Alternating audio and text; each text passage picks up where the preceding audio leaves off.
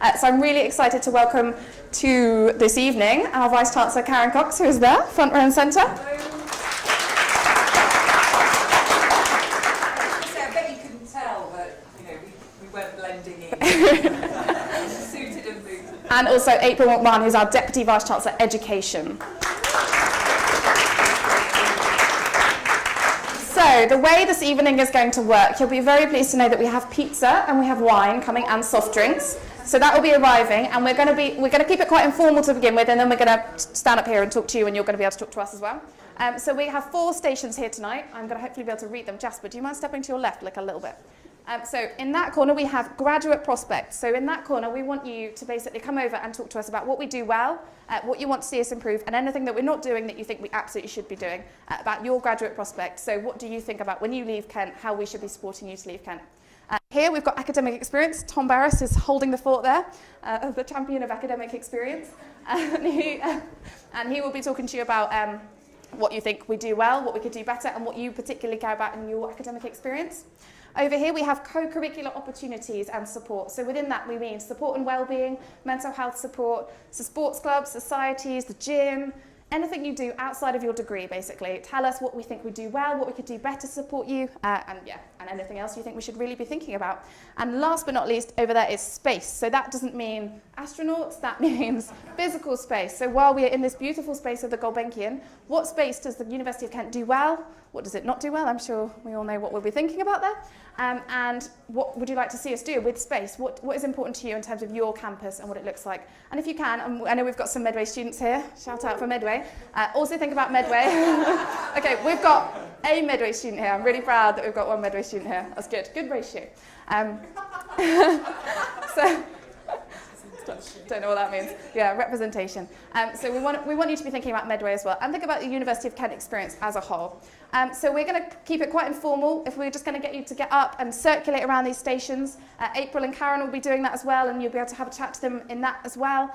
We really want you to be putting your ideas up. We've got post-it notes, we've got staff supporting, and then about half an hour in, when we've got sort of a lot of thoughts and people are running out of thoughts, we'll get you all back together and we'll sit up here and we'll go through them and we'll talk about what we can do and what the opportunities are as well. So yeah, so let's get cracking, and then we'll have some wine in a minute.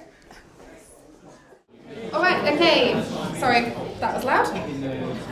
Brilliant, okay, thank you. I hope that was really interesting and useful. We certainly found it really interesting. So what we're going to do to feedback is we're going to get one sheet up, bit by bit, and we're going to get the person who was standing there to talk through what they thought people were talking about and to touch on some of the big issues that people were definitely saying, because we've grouped them. And then we're going to open it to you guys to say any more or elaborate on what you've said, because I've definitely read some and gone, eh? So it'd be good to hear from you personally about what you said and what you're interested in talking about further, and then we'll hopefully be able to respond and talk about whether that's something we're going to be able to do or what we think about it. So Jonathan, are you ready to bring up? Oh, he's going to do it from over there. Jonathan's going to stand over there and talk about academic experience. Hello everyone. So first one to academic experience. So a few things that have come up. We talk about timetabling, a bit of an issue with some students. When should timetables come out? Are they good? Academic free Wednesdays, so on and so forth. Printing, always an issue. Should there be free printing? Should that be a capped on that limit? What does that mean? Assessment transparency.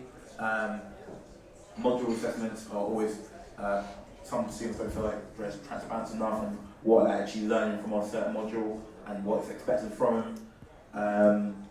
Diversity in my curriculum, how to make curriculums less white Anglo-Saxon. How can we get a large range and variety of scholars, both male, female, from different countries, different experiences. Lecture capture, got some good comments about that. And also we've got free education. Oh, okay. Would anyone in the audience like to own up, first of all, to what they've said, and then maybe expand on it a bit and maybe have their say on that? I'm looking for the free education person. No. Yeah, hello, Doug. That's good, that's good. That's really... Yeah. So personally, I was quite interested into why some feel like the poor assessment transparency was an issue, and what do you think is the reason for that? Yeah, does anyone who has that opinion, you don't have to have said that post-it note to have an opinion on that, on academic feedback transparency. Does anyone want to talk about that? Yes. Do you want to, Jonathan's going to bring you the mic. Good on you, Jonathan.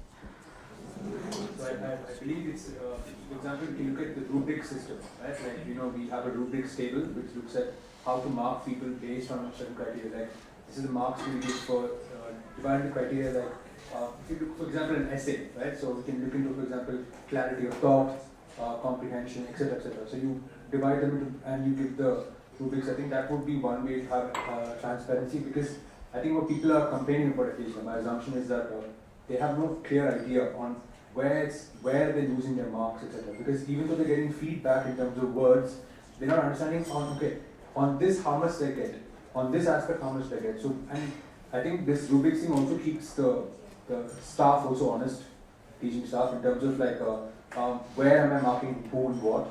So that I think it's an overall good system, because it allows you to also answer back. This is why I gave this. Are you able to say anything? Yeah, just to say a word about assessment and feedback. It was a big theme for us last year in the university, and we had we had a whole series of events around the different campuses, talking about what we should do to help with assessment and feedback. And there's some things that should be in place in your school now, and if they're not in place, we really need to know about it.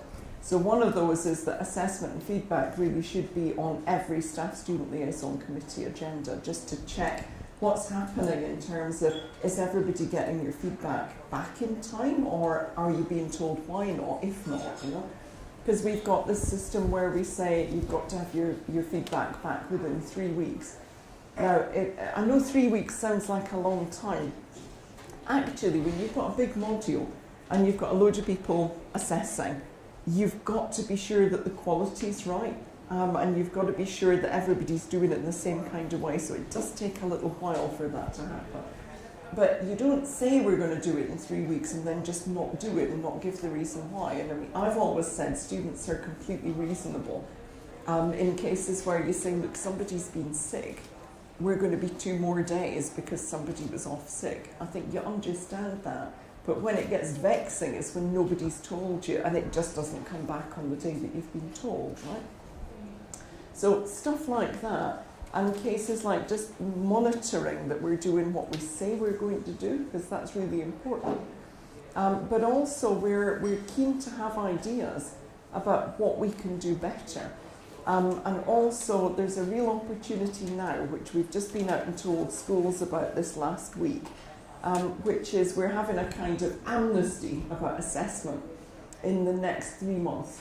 So if schools tell us by the end of January that they want to make changes to the assessment for their modules, we'll make that happen without it going through the usual sort of process of approval. So we'll make it happen quickly. So if you know that students have got a particular view about assessment, there's too much, there's not enough different sort of variety of assessment, there's too much variety of assessment, now is your moment to actually do a bit of lobbying about that through your staff-student liaison committee or by filling in digital rep, and making sure that we know that you would like action on those particular modules or programmes. Because you may feel, maybe, okay, there was a fashion a few years ago for presentations. Now maybe every module you do is assessed by a presentation. You've got to have those skills, but you don't necessarily have to have it 12 times over your period at Kent. So let us know, let your school know, and let your representatives know over the next couple of months that this is something you'd really like to take action on. You've got a window there that we can do things that are going to be really quite straightforward for academics to do. It's not going to take forever, it's not going to be difficult to change. We want to help that to happen quickly and efficiently. One of the things that I definitely think I'd say on that, if you're not a student rep, is that you need to find your student rep and tell them what you think, because they want to hear your thoughts too, and often they're sort of like, what do the students I represent think? So find your student rep. You can find them. They should have already made themselves known to you. So if you hunt through your emails, you've probably got an email in there from them. and tell them what you think, because they'll be the ones who can take it to staff-student liaison committees and hopefully champion your thoughts and your ideas about assessment. And that's such an opportunity to change how the way your course is assessed, which will really, really help you and future students. So that's really cool. Jonathan, what else have we got on there that you think we should pick up on? Anyone want to talk a bit about lecture capture and how they feel like it's actually worked or not worked in its first incantation? If that's even a word. I've got someone shaking their head. Can I just come in on it? I'd be really interested to know those of you who've used the lectures that have been captured. What are you actually using it for? Can you just do a shout out? So I'm using it for a recap. So I'm using it for a recap in terms of if I'm doing an essay. So I'll go to that particular lecture and revise it again. Then when it comes to, because I've since my first year, I've always had lecture capture. So during exam time it's so useful because the lecturers elaborate on a particular point that you probably don't remember and understand, especially if your exams are always in June or May. So you're still going to the lectures, but you're using it for catch-up, revision, reminders. Yeah. Great. Yeah. Okay. Any other shout-outs? Writing notes. Sorry. Writing Writing notes. Great. Thanks. The back. Some of the 9 a.m.s not exactly friendly. So you don't want to get up at 9. Well, not all of them, but sometimes it's just I'm not awake enough, so I don't get as much out of it. Right. Okay. So sometimes it's better to like. So again, revisiting what's been said. It's more a matter of using my time wisely. Okay. Fine. Since I find it easy to read in the morning, but a lecture's much nicer in the evening. Okay. Interesting. Very specific. You want us to suggest to our academic colleagues that they should lecture at 7 o'clock?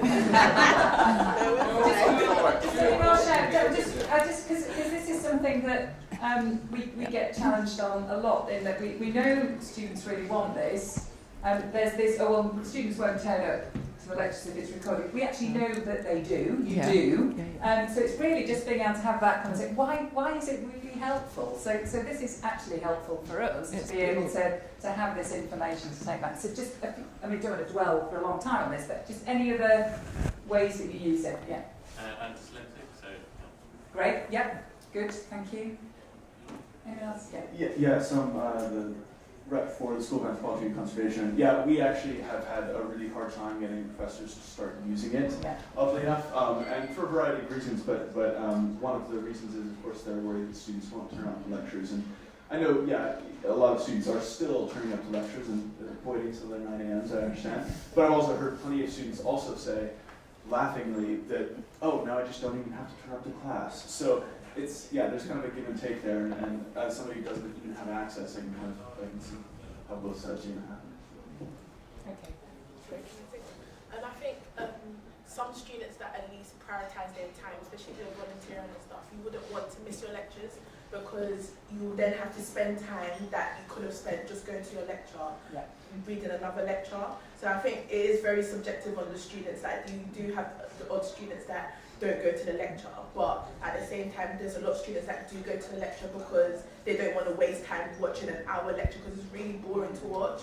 And I think it's worse. It's really boring to watch because you're just like watch it, especially if the lecture has a monotone. So no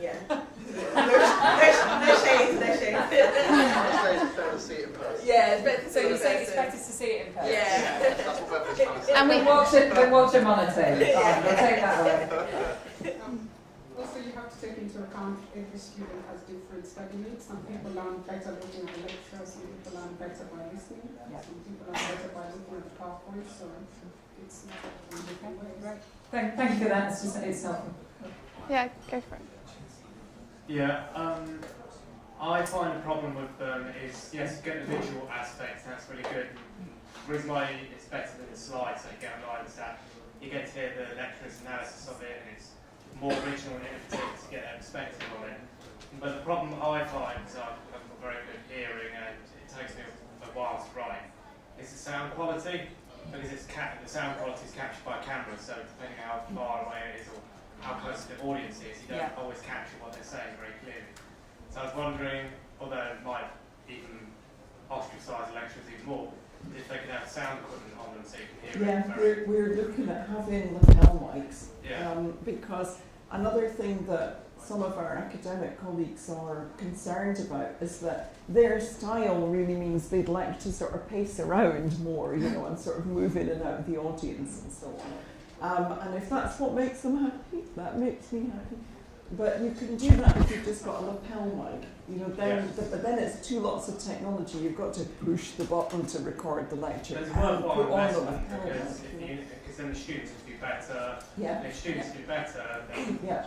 you guys can bring more money to invest more money. So. We're totally looking at the lapel mic thing now, so that's a really good, helpful comment.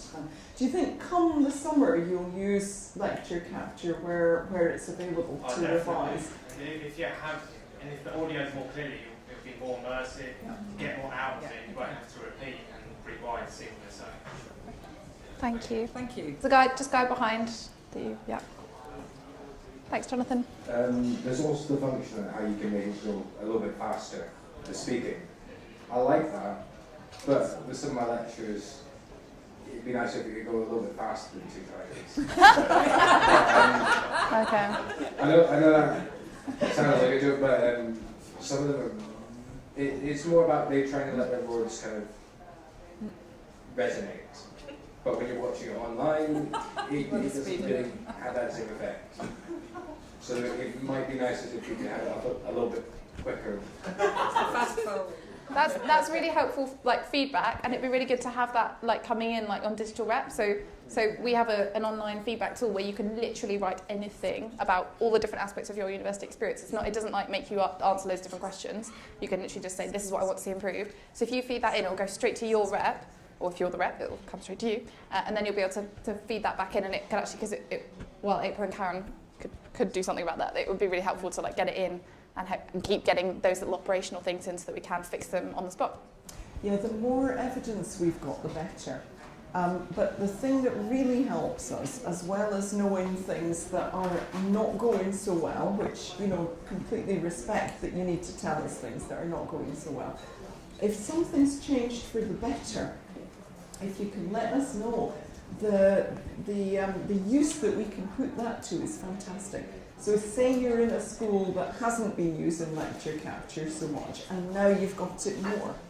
If we've got some comments from students saying, hey, we've got this more and we can use it and we're using it like this, oh, I can't tell you, it's worth its weight in gold for me. Because I can take that round schools and say, your students are telling us that they're actually really valuing this. And so that helps us to put a little bit more positive pressure on in the cases where it's not quite working yet. Brilliant, thanks guys for that one. Jonathan, what's the next one? So I think we can move on to the last one. Oh, I just quickly wanted to talk about printing, if you're because printing was on that one, and it was one of my main manifesto points, so I'm self-interested in this. Sorry. So you talk about printing. Do we think, do students in this room think that printing is one of like a barrier cost, or is it like a little niggle? Do this if you think niggle, and do this if you think barrier cost. So it's kind of half and half, I'd say. Little niggle, and it's like if it happened, it would develop the student experience. But for some people, it's a really big thing. That's really interesting. Thank you. That's all I wanted to say. Oh, Jasper, do you want to say something on it? Just something unrelated, but back to feedback and assessment. That's what Did you want to say something on printing? Yeah. And that was on transparency, and that's module assessments. We're all encouraged to put in our own assessments of our module, yet we never see the feedback, which is an important aspect of your choosing module for the next year to be able to. We never get any module feedback on how the students assess the module, which I think is important for the next academic year for those students trying to assess which modules they wish to undertake. Yeah, dead right. Now, have any of you had mid-module assessment this term? Right, fantastic. Because there was hardly any of that before. And we've been trying to bring in mid-module assessment because the best thing about that is you can say by the end of the module, this is the single thing that students said we should look at changing. And either this is how we've changed it, or here's why we can't change it quite that way, but we've done this instead. And I think that's massively helpful. Because saying something at the end of a module, you know, in some ways, why would you bother? Because it's not going to do you any good. I mean, I know you're all selfless souls, you know, who are thinking about what you do for the next one, but not everybody's quite made that way. So if you can do something in the middle of the module and say, please can, I like this bit, but please can you fix this? And you know there's a fighting chance that it's going to be done by the end of the module. That's even better, isn't it? So I think both, you know, but it's helpful that some of that is working. So thanks for that. Hey, I'm really glad H actually mentioned that, because that's exactly what I was going to move on to, is that as the student reps, we actually still don't have access to module feedback. And I totally understand the reasons why that might not be the case, you know, or hasn't been the case in the past, and probably won't be the case in the future. But, you know, the primary point of contact for students with their actual modules is the lecture. It's the point of contact for the whole school, is the lectures, the seminars, all of that. And for right now, the undergraduate reps don't have access to what that module feedback says. And there are some lectures where, you know, on a personal note, I've been in where the lecture slides clearly haven't been changed since the early 90s, or that's what it seems like. And is that the 1990s? Yeah, exactly. And so I guess really the point is that this couldn't be the first time that these things have been said about that module.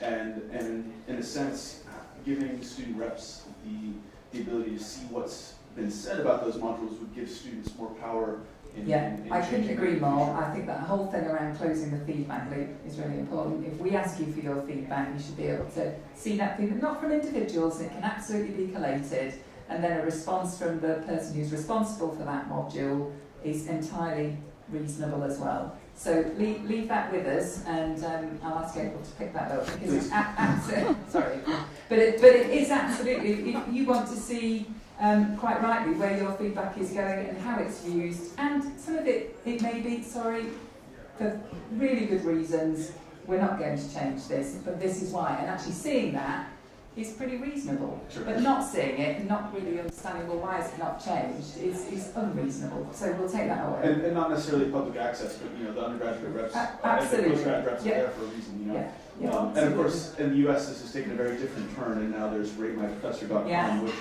nobody has any control over, and some really nasty things are said on there. That's what inevitably is going to happen. So that was the only thing that I was going to raise as a sort of caveat on that. And I think your suggestion is perfectly sensible and reasonable, and I'm delighted to take it away and look at that.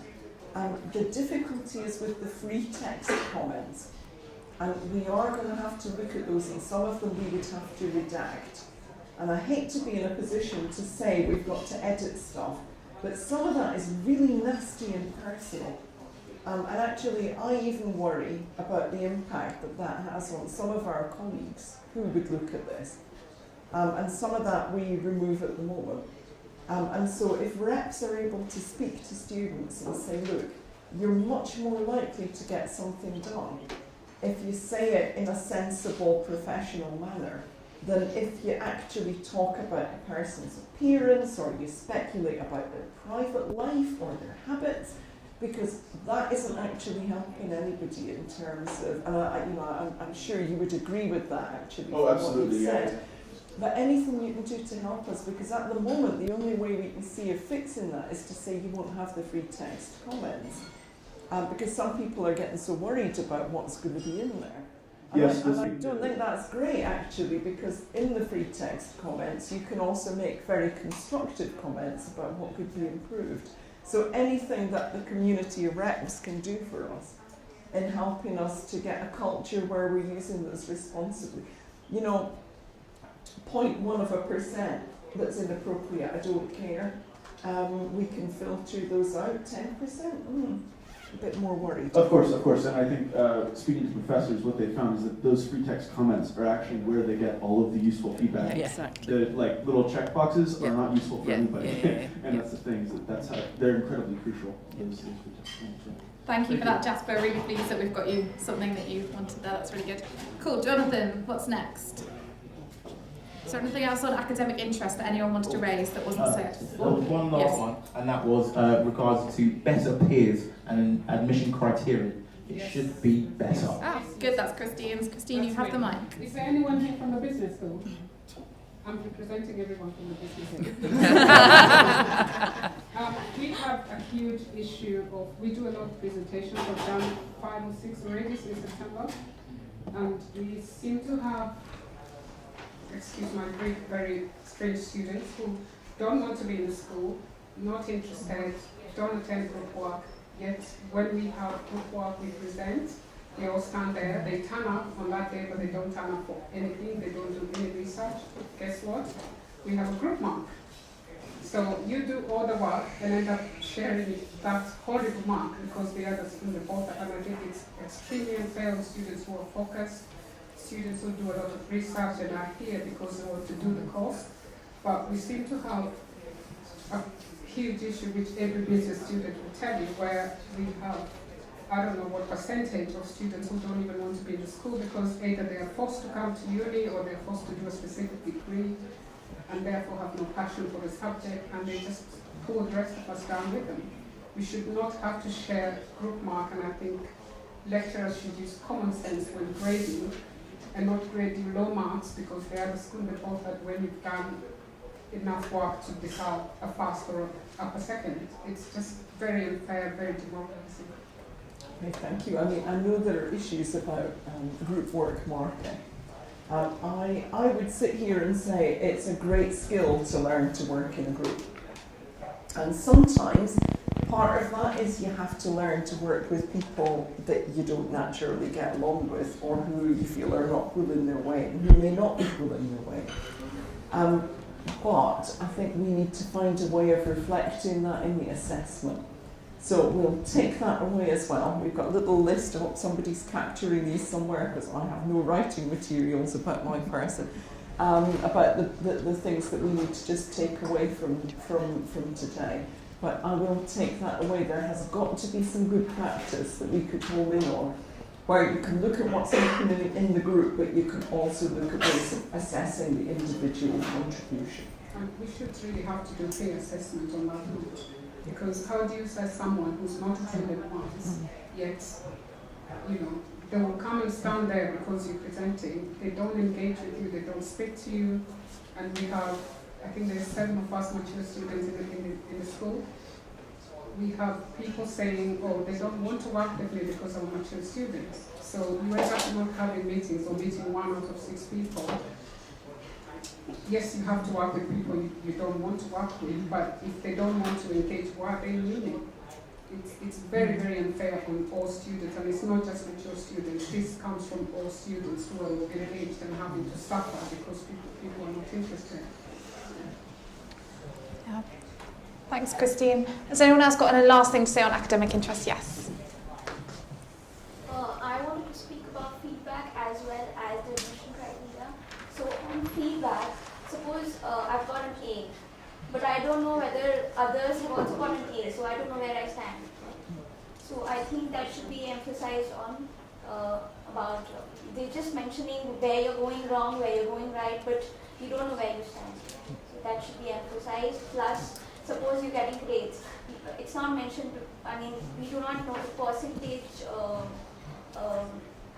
I mean, which grade is representing what percentage, we do not know that.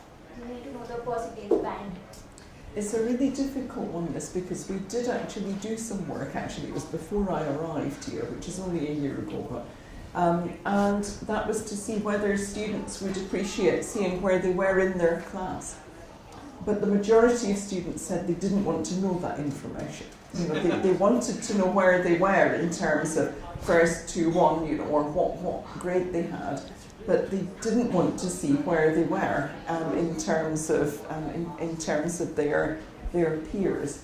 So we may need to look at that again and see if there's anything that we can. Maybe they're scared of being exposed. Yes, I would like to say that. Yes. Yeah, but then I do not want to know where I am in my class rankings. I know I'm doing okay, Yeah, but I don't want to be depressed. I think a better system in that regards could be a class average. So, for example, if you have A, B, C, D, because I know when I was in Norway, they had like, they'll show everyone how well the class did as a whole. So if loads of people got C's but there's only 10% that got A's, I think that's a better system as opposed to showing you what grade you are in the class, because that is very like depressing, especially if you're like, I've worked really hard and you didn't get the grade that you want, and someone that didn't, that didn't work as hard as you, they got a better grade than you. No. We get out in KBS. I mean, we would never give names anyway. You know, just to put that out there, we would never give you. But it's just like, where are you position-wise? But you know, maybe that's a halfway house that we could explore. We get it in KBS. Every test or assessment, we get a graph just before the lecture showing where they put it. Brilliant. Thanks everyone on that point. Did you have one other point on feedback? Admission criteria. Okay. Just really quickly, because I want to make sure we've got time for the other three. Like in my course, it's more of a professional course, so we'll be getting exemptions. So what we are facing is that suppose we are having group assignments, and in that only 2-3 people come up with points. The rest of them are free writers. So that's like really important. I think the admission criteria should be better. Okay. Thank you for that. So moving on to graduate prospects. So we had quite a few themes coming on. Sorry. So one of them was advertisements for postgraduate studies, not just about postgraduate prospects, and about retention rate from our undergrad to postgraduates. Support for our postgraduates. A lot of students feel like there isn't that much support in terms of what to do after uni if you're doing a master's or a PhD. Employability EP versus KSCV. Why do we have two systems? Is it confusing for students to do both, or do they have to pick between one and another? Should there be a more tailored experience in terms of graduate prospects? Should it be led by your academic advisor? Should you have more of a one-to-one system rather than just getting emails or going to fairs?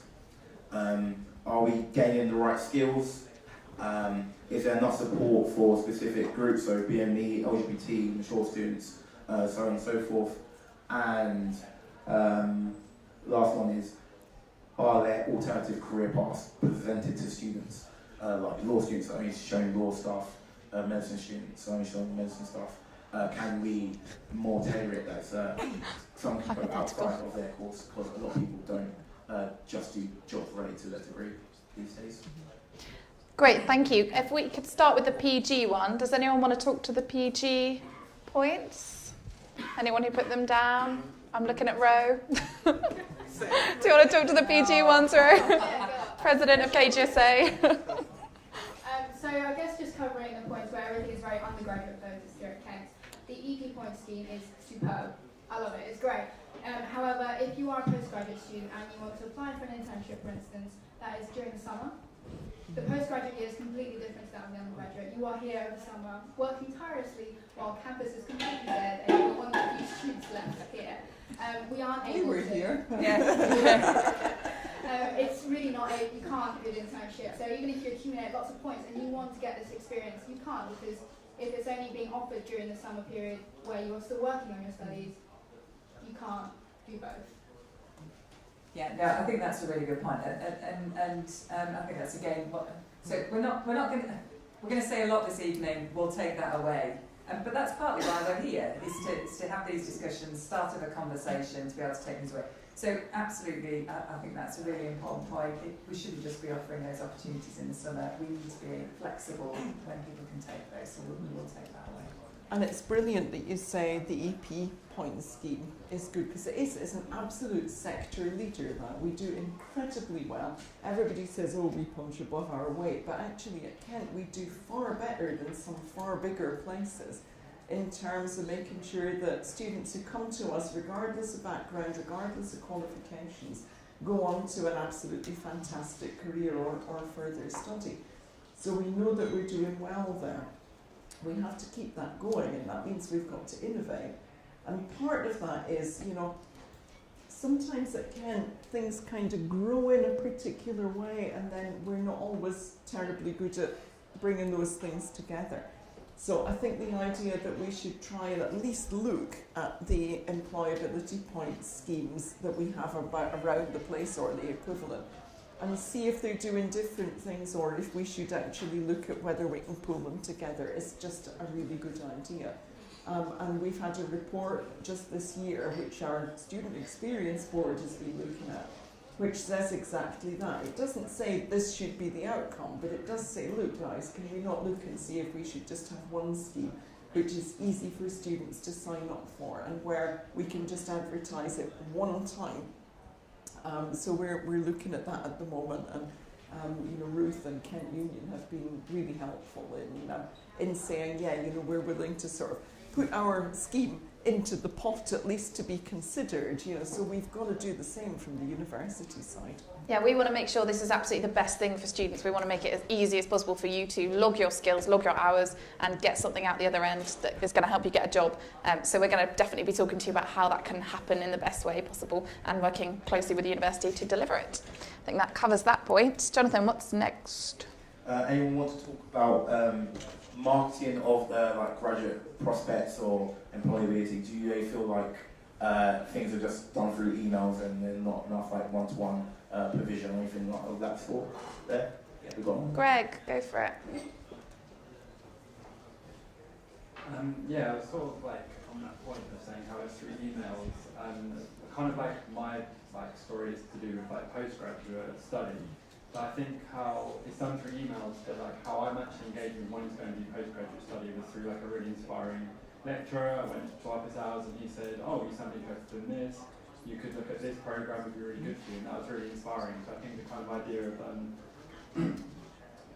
emails are kind of like impersonal, and the kind of move towards maybe trying to have a bit more empowerment of people pursuing what they want to pursue, and actually trying to engage staff in that process, because I think an email is kind of like that kind of idea of like people are going to kind of like empowering them to like follow their potential, I think could really be worked upon, because I know from my experience that's happened where other people kind of don't know what to do and it's all on them, and I think that could be a real move from the university to really push into that, especially the postgraduate, as I kind of ranted at you a little bit, but empowering people to really pursue and like putting Kent a real forerunner in the market of postgraduate study.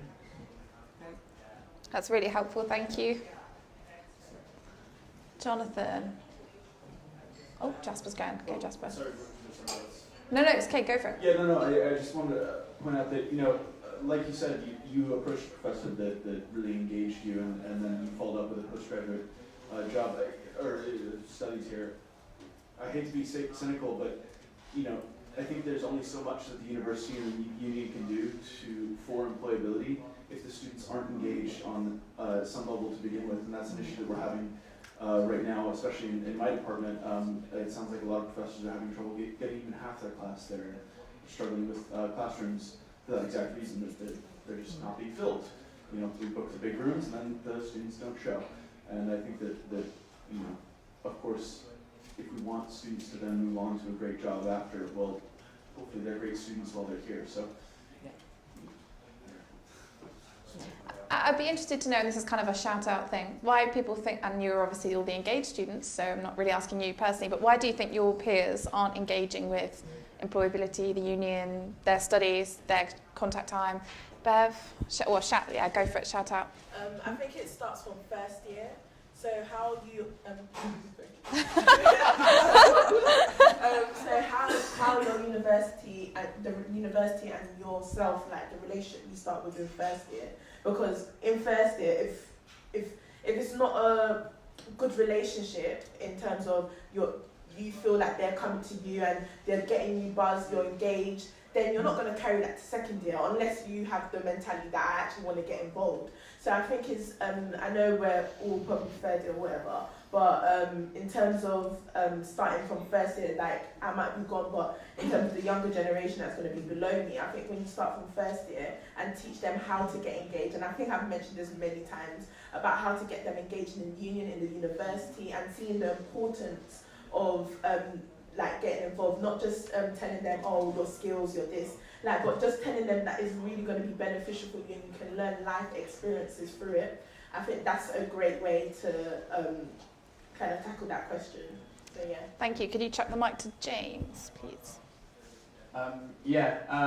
That is also very good. I was going to say that, but also then just to add like extra complication on the Medway campus as well. There's a whole problem of kind of affiliation, how people understand that who's offering it, why it's being offered, is it even for us? There's a lot of people who go, oh, well, I thought that was only for Canterbury and things like that. So there's a whole kind of extra problem on the Medway campus of people going, is this actually for me? Especially and also specifically for employability points. I worked very hard to get enough points to or log the correct things so that I could get a summer internship, and then I realised I couldn't do any of it because I live in Portsmouth and all the things are Kent-based, and I understand that it's about the university using its links to the community in the wider area, but it's useless for someone like me who I would have loved to have done an internship. Some of them look great, but I physically couldn't do them because I'm not really commuting 2 hours to Kent every day. That's another thing. That's useful. Thank you, James. Kieran? Oh, chuck the mic down. Kieran? Sorry, I'm aware that you don't know who everyone is, so starting people's names isn't that helpful. I'll point. I think also for some degrees, in terms of giving that responsibility to the teachers and the lecturers, for example, I do linguistics. Unless you're doing something like that's academic afterwards, they might not know what to recommend to you and what sort of internships, what opportunities to offer to you. So I think, as kind of Jasper touched on, a lot of it is an independent thing, but I suppose just like giving them options would be to help them out in directions you want to. I'm just saying I understand. Yeah. No, I think you're dead right. But what we do need to do is to just help our academic colleagues to know where to point students to when they need more information. So to get the link better between academic schools and the central departments like careers and employability, where they do have that broader range that they can offer you. So I think that is something that we can work on. Thank you. I'm really keen that we need to move to the next point. Jasper, do you want to make... I mean, we can. I wanted to say it's a good question you asked. I think you might be fighting a losing battle in a sense, because a lot of students, they're coming into uni because they know that the jobs that they're going to apply for after are going to ask for that qualification. And so regardless of whether or not they want to be here, they end up here. And so you end up with a lot of students that might not actually be interested in what they're doing. And so that, to begin with, you might be starting off, That's really sad and disappointing. But I can see. No, I'm not. I mean, don't shoot the messenger. No, and it's a really difficult thing because I think. But then I also think employers aren't just looking for a degree anymore. Like 50% of young people have a degree. There's not that many jobs of graduate level out there. We need to be setting ourselves apart, which I feel like we are screaming from the rooftops, like set yourself apart, do all these things, and yet people are still sort of going, meh, and then maybe not even turning up to their lectures. So it's, Yeah, I think this is really important, and I think that point about there are going to be more and more and more graduates out there all competing for graduate jobs, however they are defined, and there's a huge discussion and debate about that. And so I think there's something, if I think back to my undergraduate experience, I know that was a long time ago, but it wasn't that long ago. And one of the things I found was when I went back to study, I realised that there were lots of things I knew going back to study about how to make the most of my university experience that I didn't know. Of course I didn't know at the beginning of my undergraduate experience. So I suppose what we're asking is, how do we accelerate the learning about how to make the most of university? And supply that at the beginning of a programme. And for those, there will always be normal distribution. Some people are always really engaged, others on a distribution, and some who just, it's not for them. But how do we shift more of that to the right? And how do we get people to really see all of the things that are on offer here, really make the most of their experience so they feel they've got a really fantastic platform from which to do whatever they want to do into the future. And I think we have a responsibility, and all of us have a responsibility, to really start thinking about what does that look like from before they even get here, right through, whether it's week one, preparing in the, not just in lectures in the classroom, but all the things that are going on, all that peer support, all of the, you sharing personal stories are incredibly powerful. So people sharing stories about, look, I came in thinking this is what I've accessed, I'm now being able to go out and do this. That's the thing we have to connect with people, but much, much earlier on, so we don't get to year 3 or post-graduation, and we've missed all of this opportunity. So I think it's having those ideas that we'd really like from you and your colleagues to actually start thinking about how do we enable people to get the most out of their university experience. Can I just say on placements and for students who identify some sort of whatever, the first thing I've noticed is mature students are completely ignored. They come in but nobody wants to know who they are and they feel quite isolated. If I take my case for example, I'm in a school that drums the placement drum more than any other school. Yeah. In business school, it's just placement, placement, placement. 3 days into my course, the person who runs it went to me, you shouldn't be doing a placement because you're not the right age group.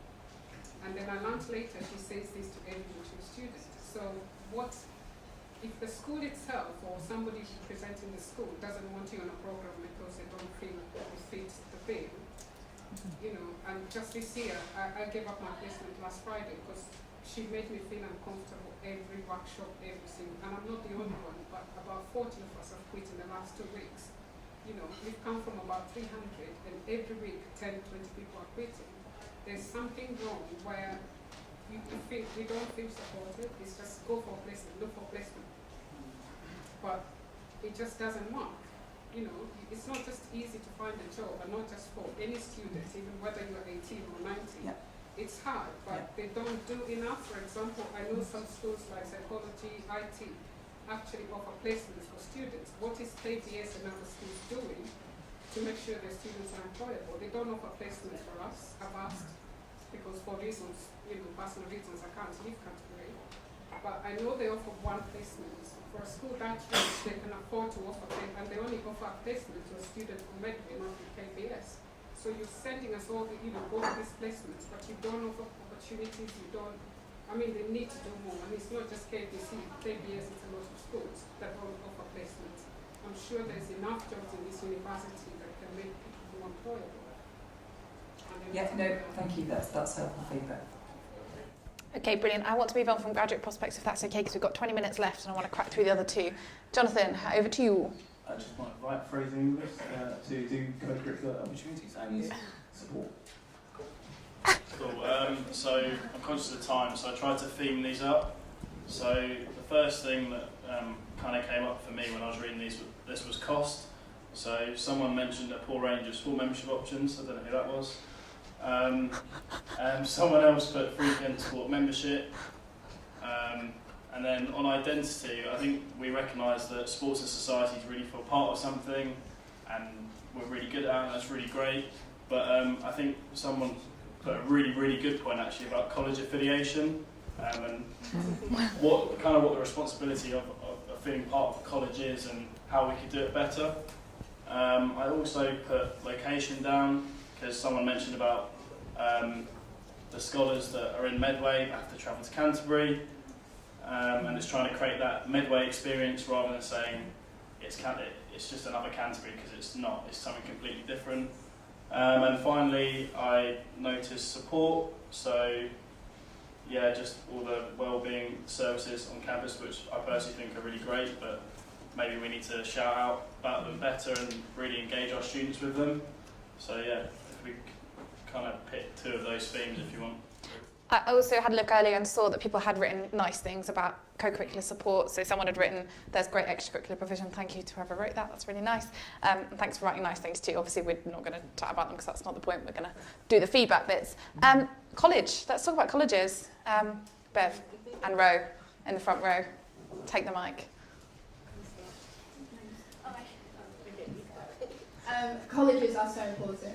Where you eat, where you sleep, that's where you start. And where you start, actually the core of your university experience. You should be providing people opportunities, signposting them to where they should be going. The first day they move in, you have the welcome helpers, doing that throughout the year, making sure everyone knows exactly where they need to go. whether that be then later joining a college sport, getting involved with the college sports team, or just getting involved with the activities around their college and developing this community feeling. And it's so important in making people happy, and I think it's really important anyway. So I'll pass it on to Ben, and you can have your thoughts.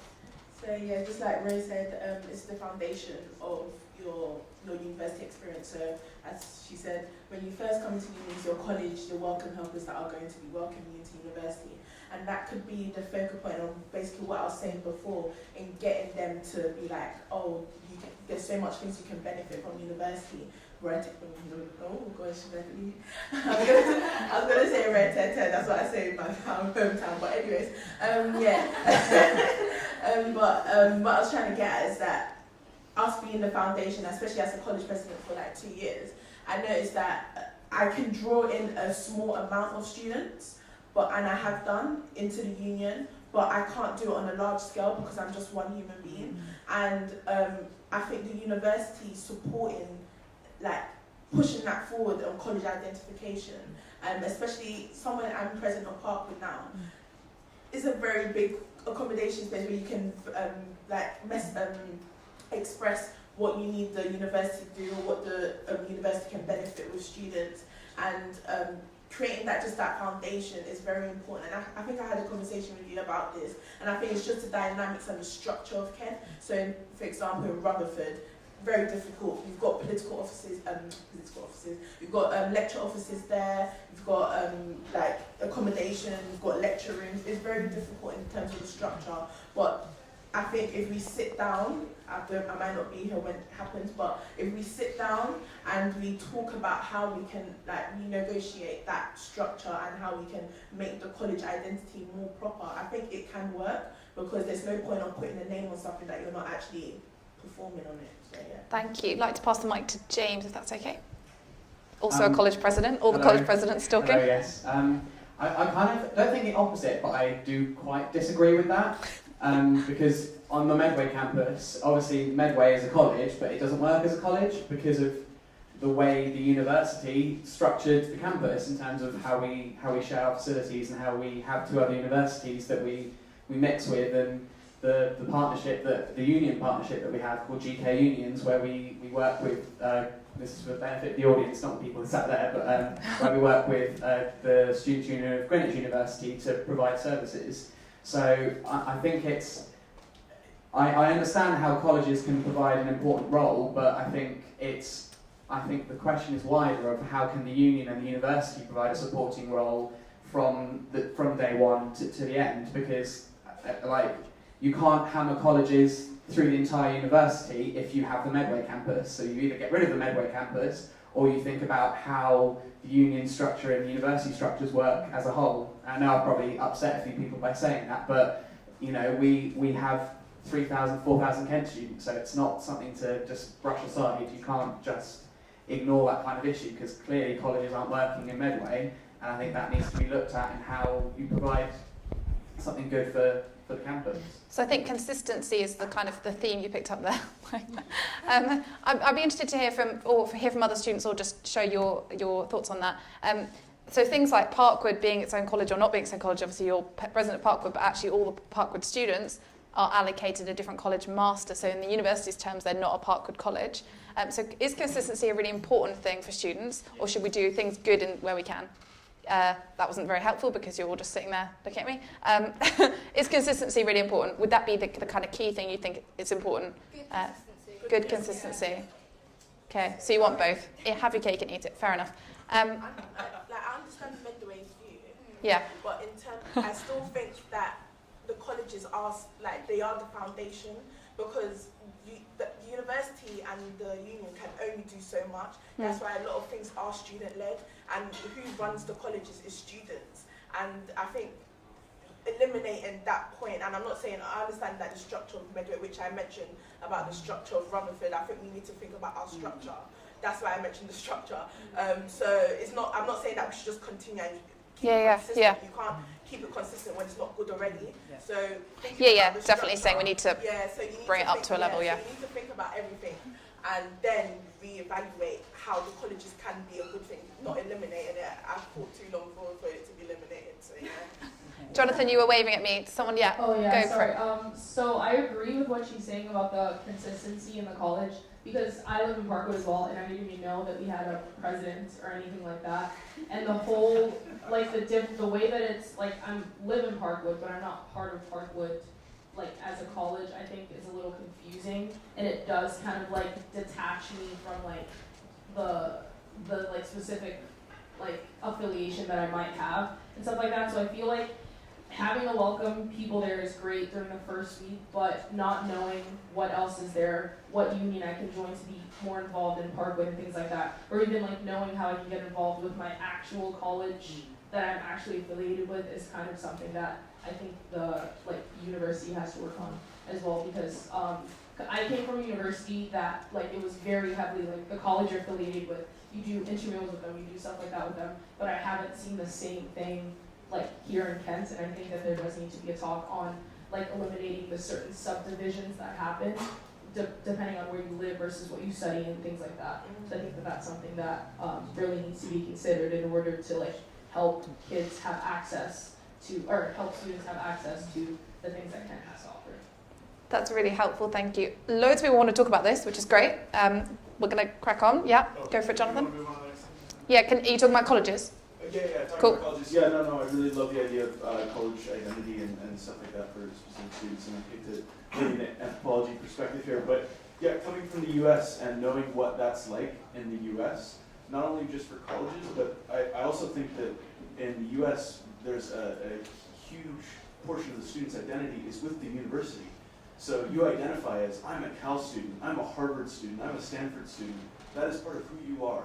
That is not the case in England. We are way, way, way behind on that part of like just the university identity, let alone the college identity. So if there's something to be done about that as well, that'd be really, really awesome.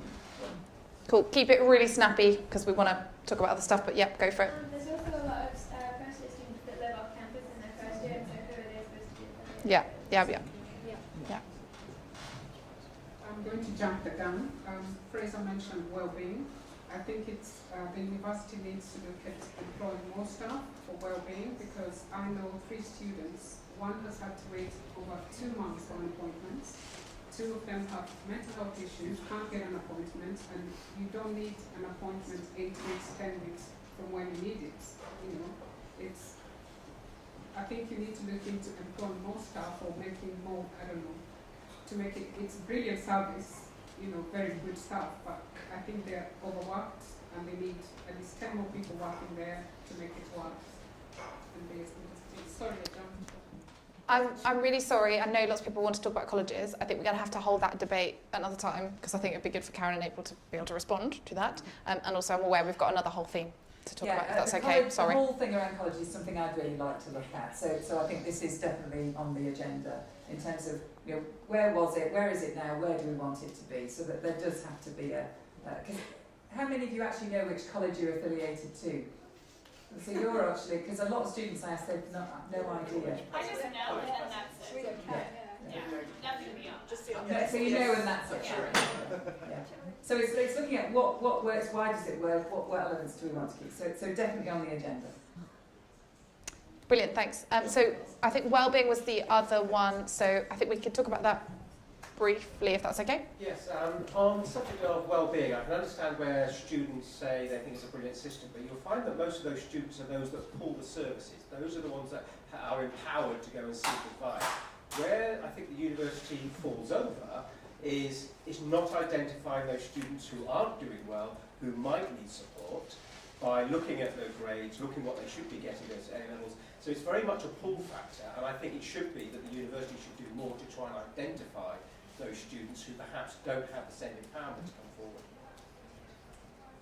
Yeah, that's really interesting. And there's lots of work that I know happens in the US in particular around learner analytics, where you're actually able to identify students who are at risk potentially of dropping out because they're no longer going to the library, they're not turning up to lectures. You know, there are some triggers that we can look at. But again, a big cultural shift in terms of use of information, use of data, how we piece all that together. So again, conversations to be had, because if it's seen if it's dealt with in the right way, it can have huge impact on an individual's life and life chances. I would much rather we were able to have conversations about how do we make sure that 100% of our students who come here complete their courses and can go on and have the careers that they wish to have, rather than seeing a number not able to do that. And that is a real tragedy for the student themselves, their families, and for us. Brilliant, thank you. Will? Yeah, I've spoken to quite a few people, and there are services like SLAS on campus which will help you out with literally anything that you need academic related. You know what I mean? Like essays or like maths, if you don't understand, you go to them and they'll help you out. SLAS is, I thought it said slash. Student Learning Advisory Service. Yeah, and it's open to all students across all schools, I'm pretty sure. But each school independently has their own kind of welfare system. So for economics, we've got a advisor who we can go and speak to, and she'll give us support and recommend us to go to SLAS. But I know other schools don't have that kind of support. So if you do badly in economics, I can go to the reception.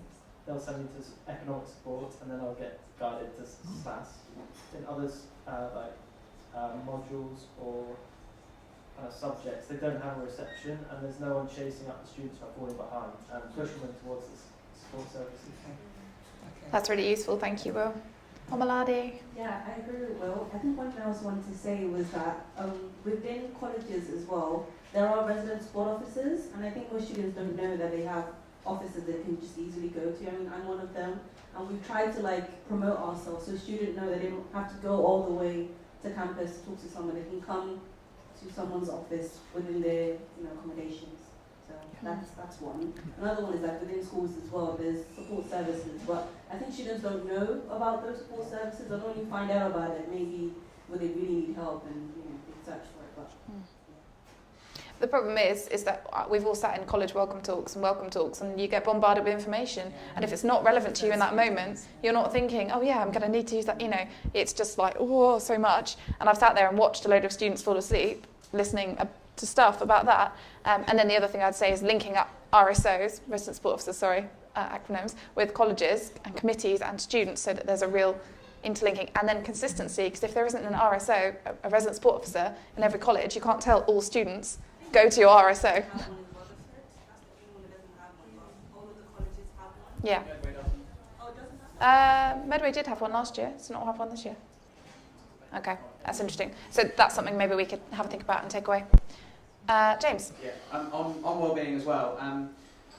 When I was having some mental health difficulties last year with certain issues that were happening, there was I accessed the wellbeing service myself, but then also I found that my poor attendance relating to that was used to beat me with a stick, basically. And I know a few of my other friends, I don't know if this is just school specific, but I found that I was told that my attendance wasn't good enough, which is like, yes, I know my attendance isn't good enough, working on it, having a really crap time at the moment, but my poor attendance was used as a stick, and there was no carrot. And I know then once you've used wellbeing once, you kind of have to, you go on the very back before you're allowed to use it again, depending on busyness or whatever. And I think, I understand my attendance monitoring is there because it can be used in a positive way, but in this case it was used in a negative way. And so all I had was a threatening email saying, well, according to this code of conduct, you're going to be in the shit in 6 weeks or whatever. I hope it didn't say that. No, it doesn't quite say that. It said it in a very casual email. But, yeah, and that just isn't helpful, reminding me that I'm going to get kicked out if I don't follow the correct procedure. I think attendance monitoring should be used not just to help people who maybe there's some people who do need to be beaten with a stick, but other people not the words I used, but yeah. There's some people that do need prodding, yeah. And there's others where the poor attendance should be used as a way to go, actually, are you okay? It should be a bit of both, yeah. These are the student disciplinary guidelines, you're in trouble now, and I think there needs to be that middle step, or more middle steps. That's really helpful, thank you, James. Okay, I'd really like to move on if that's okay, but I know that's a really big topic, so please tell us more individually. We'll take down what you have to say and talk about it. Let's touch on space. Stuart's going to do a bit of an overview of space. Or a rap, I don't know. Please don't rap. I've got a little posting note, so I'm going to say like 5. So there's the ones I like, well, I've pointed out. Not the ones you like. I'll give you a question about space. Hot food needed allowed in the library. More study space, everyone's favourite. There was another one. Social rooms in common rooms in general. Social rooms in their schools. Space where you don't have to spend money. You can just sit, which is currently only the library. And finally, my favourite, dedicated postgrad space. I'm all off for dedicated postgrad space. So, pardon? And accommodation for postgrads. This has yes, become a big shout issue. out. Hot water. And water. Hot water. Hot water. The uni should not sell water to anybody. Okay. I think it's very unfair. Right. Is that a space issue? Is that a water issue? Yeah, it kind of is. I get that. Yeah. And where else would it go?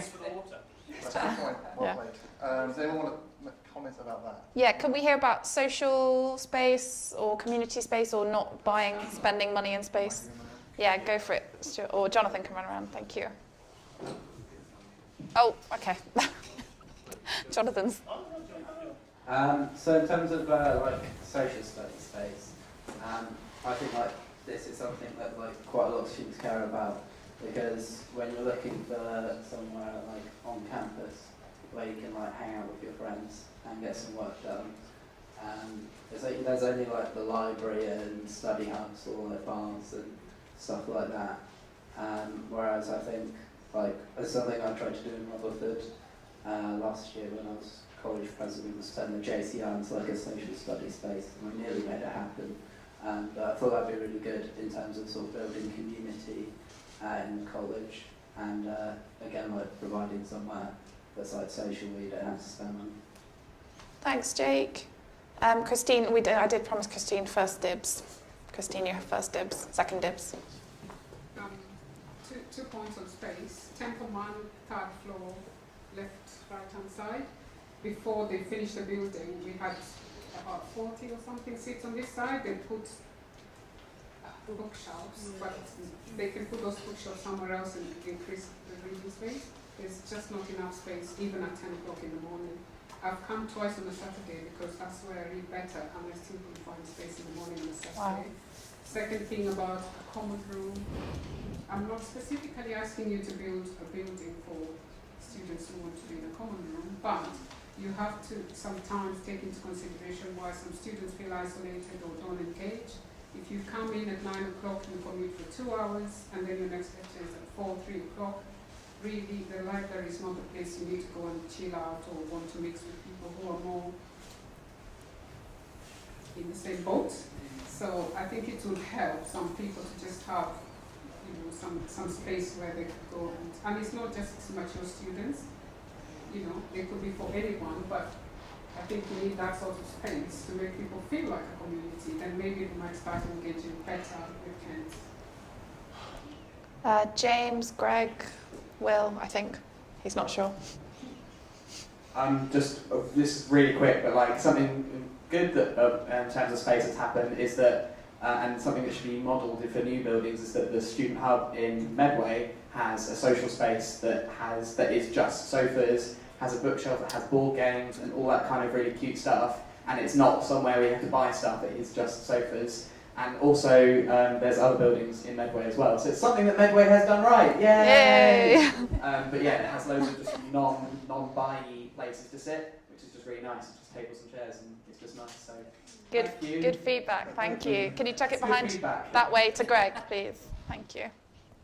Yeah, more good feedback.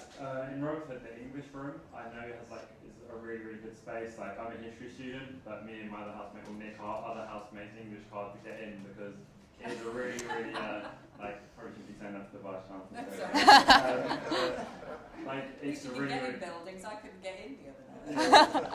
So it's just a, excellent space, it's kind of creating that academic community, and that's something I really want to build on do with societies, but I think that kind of space that is specifically for your academic community, and also that kind of privilege idea of they can only get in with an English card, so it's kind of creates that idea of it's something for them, and it kind of empowers you to go. I think that's I know that you want to have inclusivity, also that kind of something that is separate to like-minded people, I think can work quite well. Brilliant, thank you. pass the mic down. Thank you. One thing I have noticed about the library is there's never any seats at all. Like, no matter what floor you look on, you can search about an hour, you won't find a seat. Except for these like pristinely kept rooms that are staff training rooms. They're always empty, and I always walk past them and they're just unused. And I don't understand why the doors get kept locked when the library's at its busiest, and if the door was open, people could go in and use the space. And there's hundreds and hundreds of seats in these rooms, and it's just kind of a waste of space, really. That's useful. Yeah. We will take it away. Thanks, Tom, for writing it down. Anyone else got anything they want to say on space? I've totally forgotten what was on the board. I'm just going to shout out, I think you should just advertise these spaces more. Because Okay. there are actual spaces out there. It's not that there's a lack of them. There's a quiet study space in Keats. There's another really nice room and walk where you get like a football table, you get an actual pool table, you get plenty of seats. So I don't think it's a matter of building another quiet study space or whatever. I think it's just a matter of getting it out to the students or social spaces, whatever. I think it's just the matter of advertising it, really. Yeah, that's definitely part of it, isn't it? Yeah, brilliant. Thank you. Stuart, what else was there on space that we need to talk about? So space, postgraduate accommodation, exclusive space. Anyone else want to say anything about space? On the matter of space in Templeman and even in the UK-based building, on the tables with the plug things, half of them don't work. So what's the point? Do you report it? No, because we can't report it. I'm not there long enough, but I've tried 4 or 5 tables and half of them don't work. What's the point of having points that you can't use? It's really frustrating when that happens, but and I know I used to be that student that would sit down and go, oh, and then move. But if you can report it, just tell someone, then they'll hopefully be able to deal with it. But yeah, well, ideally they'd go around each morning and do a little test, but Right. Yeah, sorry. So on the point of postgraduate accommodation, which kind of links in with space, there is a lack of cheaper alternatives for on-campus accommodation prices. The prices are too high, frankly. For what you get, you're not getting your money's worth. Things are breaking and the kitchens aren't that great. Heating's not great, window seals are letting cold air in. You're a postgrad student, you have a lot of things to do already. You don't really want to have the inconvenience of having to be sat in Gay Block when there's no heating at all and it's mid-October.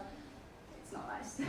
Is this Wolf you know talking about? There's, Wolf and Darwin House. Just so we know what you're talking about. Wolf and Okay. Darwin. Wolf I and haven't heard anything about Tyler. Okay. But correct me if I'm wrong. I feel like I have to talk about Parkwood as well, especially the houses. The 5-bed houses are not up to standard. I mean, I went to a house the other week and there was like mold all over the walls and their fridge was broken and they'd been reporting it and no one was, like someone would come and fix the fridge but then it would break again and it was just the mold that just really got me. It was just like, you're paying full grand, you're coming living in the place with mold. So, yeah. Report it to the council. Go visit Darwin. You know what? Any more last comments? I also just wanted to open this up to Beverly. Okay. I just wanted to open it up as well to everyone to say, especially people who haven't said anything yet. It's really good, obviously, that we have people engaging in it, but people who have sat here, I'm sure you've got some thoughts. So if anyone has anything in any of the topics or any other topics, and equally I'm going to open it to April and Karen to ask you any questions they want to before we close. Does anyone want to say anything, or should I open it to April and Karen? I'm going to open it to April and Karen. Do you have any like questions you'd like to ask, or specific things you'd like to... Sorry, I've kind of put you on the spot there with that one. I've asked a lot of the questions that I've had while I've been wandering around, and a lot of the things that we're looking at the moment. It's about space, it's about study space, it's about how we build academic communities, so it's fantastic hearing this coming back. But also about flexible space in like seminar rooms. Because I go in any seminar room here and it feels like somewhere there's a manual that says there has to be one really big table and that's it, in a seminar room. Why are we not being a bit more flexible about small group study space? So it would be great to hear if anybody has views about that, because I think we're a bit behind the curve on that. And it's also been really good just to hear the balance coming through between the curricular and the co-curricular, which I think is really important. And I'm liking this Kent Girl Can t-shirt. Jasper, did you want to say something on that point? Yeah, on use of space, I think, and to touch on the what was it called? The low cost, low pay space. Yeah, we have a lot of seminar rooms and lecture halls that are kind of sit empty in the evenings, and the only way you can actually book those is through a society. And I can't tell you how many times I've gotten a group of friends together that say, yeah, we'd love to watch a movie on a big screen. That sounds great. We're going to bring popcorn and sit down and use it. You know, it seems like a really great way to use the space on campus. That's really helpful. So more spaces, and it includes the library as well, because even if we say, well, through the day we're going to have some of those flexible teaching spaces available, we don't have to have them available in the evening. So if we could get those open, out of teaching hours, it would be a big step forward. Okay, we need to have some sort of booking system for them, but I can't imagine why that is as difficult as it seems to be. And I get the trust issues too, with like vandalism and that sort of thing. But we are adults. Yeah. And we book these spaces out to external organisations where, to be honest, we don't have the comeback that we do under the sort of student discipline regulations and so on. If you guys do something, you should. So I don't think that should be a block. I really don't. Well, take it away. Brilliant. Karen, do you want to say something? Okay, so it's been great this evening actually. I've been here 3 and a bit months now, and one of the things I've most enjoyed is actually going around and having these kinds of conversations, whether it's with staff, with students, or with external people who are very interested in this university and what this university is about. So I want to thank you for your time, because I appreciate that you've got other things to do as well. But I also think it's really important that we have these kinds of conversations, because unless we do, we're not going to make things better. But we also don't know what works well. So we often forget and don't celebrate the things that you all do well, we all do well. So let's do a little bit of that. So I think this is good, so let's do more of this. But also use it as the opportunity to identify what we can do better. So I'd like to challenge you to think about how do we make sure that we get better engagement across this university with our student body and with our staff body. What does really good look like in terms of making sure that we don't just have to do these big catharses every time, but that we're having these dialogues that mean we can address things as they come up. So what does good communication look like? What do really helpful ways of feeding things in look like? And then feeding things back. So it's a perennial problem. Big organisations, it's always really difficult to communicate and engage. But, surely we're big enough and clever enough to work it out. So I throw you that challenge, and we've of course got to think about it. But if there are good ideas that you've got, then let us know. Does anyone just thank you. It's been really great evening. Thanks.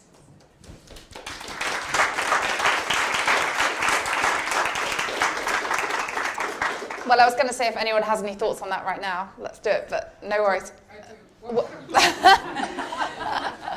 we have, every bi-monthly, where you have asked the Vice Chancellor and you come to a school, you sit there on a Wednesday, preferably midday when everybody's around, and have something like this for an hour or two. Maybe people become more engaging. Yeah, no, absolutely. So I am going round, I have already been round all the schools and departments, I am going back round, but in a slightly different context, so broader audience now. So what I need to do is just make sure that we're inviting and enabling people to come to those things. But I actually wonder about maybe doing more of these kind of things that are not about going into a school, but that are actually about getting, because I think a mixed audience is actually quite helpful, because you get to share and hear about what's going on, whether it's in Medway, whether it's in a different bit of the campus, different school, whether you're a postgrad and underground. So I think absolutely going into schools, doing that, but if we think that this kind of open forum is quite good, then happy to do that. So we'll take try different times. Yeah. We won't do the 9 o'clock. 7:30. Like going into places like the societies have that networking event. Yes, society network event. I think having a more presence there where they can actually see their Vice Chancellor and kind of voice their opinions is a great way, because again, it's only engaged students that come to these kind of events. So we need to start going to places where students are probably going to be there, just catch them there. Then in that way, it can actually happen and become a tradition where Yeah. you know you and Yeah, we talk about, sorry, I was going to say, we talk about, we always ask students to come to us and like climb the stairs into the Student Activity Centre and come through that like quite intimate, you know, that's not, we want to be able to go to them, but it's really hard. We have to find them, we have to find the spaces and make the spaces to do that. And equally, we have to empower the university to use our spaces, use those spaces like SOC Exec Organised Society Networking Night, so that they can utilise that to make the most and get the best things for students. Yeah, your point about, you know, what is a Vice Chancellor, who is a Vice Chancellor? I mean, I don't know about you, but when I was at university, I didn't know what a Vice Chancellor was. And why would you? So there's something about how do we break down some of those barriers around pretty arcane language and make it meaningful, because there is something about universities that's about doing things as a community and as a collective. So I think that's the spirit in which we need to be going about doing this and breaking down some of those barriers so that people do feel able to say things. And they do know what these roles are. I was at a rowing event the other day, and I happened to be there because I was watching somebody else, and the Kent rowing team was there. So I was thinking, how do I introduce myself? So I went up and said, "Hi, I'm Karen Fox, I'm the Vice Chancellor." They went, "What's that?" Of course they did. So I had to explain what that was. I said, "It's fantastic, how are you doing?" They were telling me about the club, and you know, that was really great. But we do have to recognise that, you know, we all have a different language, and we need to break down some of those barriers. So that's a really important point. Maybe in your lunchtime you can just pop into schools, pop into six on and just say Yeah. hi. Yeah. And then the more they see. Yeah, I do wonder, and it's very interesting because I did the welcomes for all the first years joining. I was between hungry freshers and the buffet. Yeah. Not a lot of attention, but it was great because actually then I had one or two, as I was then walking around campus, people felt more able to come up and just say hello or say, "I think this," or "Have you seen that?" So it is about those almost unplanned, those serendipitous conversations that are often better than the formal kind of planned.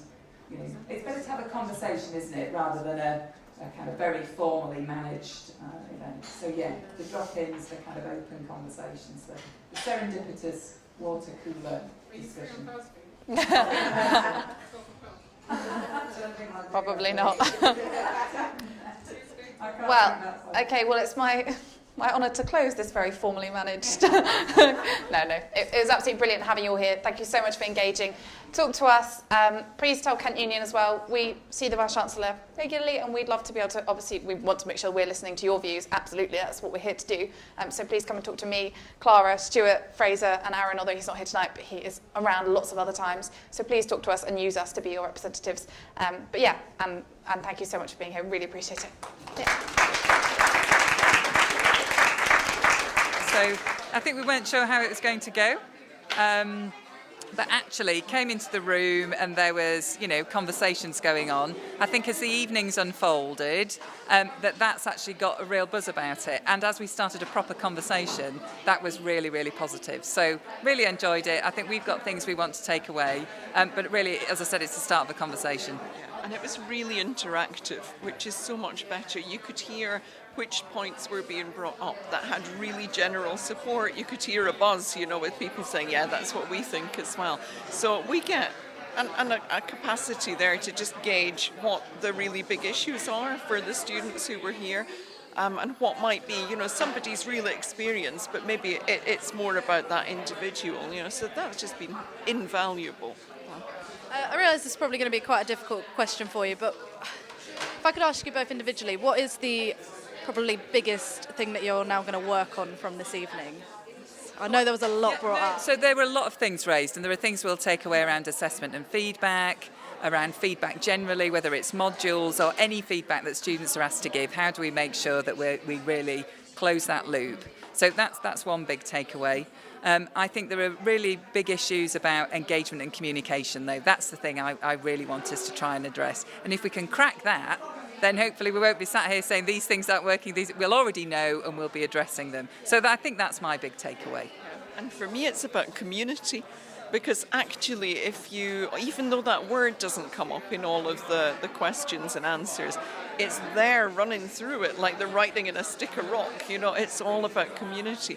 If you can help students to feel that they're being attended to, that they know who to ask for help, that they've got a named person that they can approach, that they've got space in their school that actually links them together with other members of that community, then everything feels like it works better. So community, and I don't think we're far apart in terms of.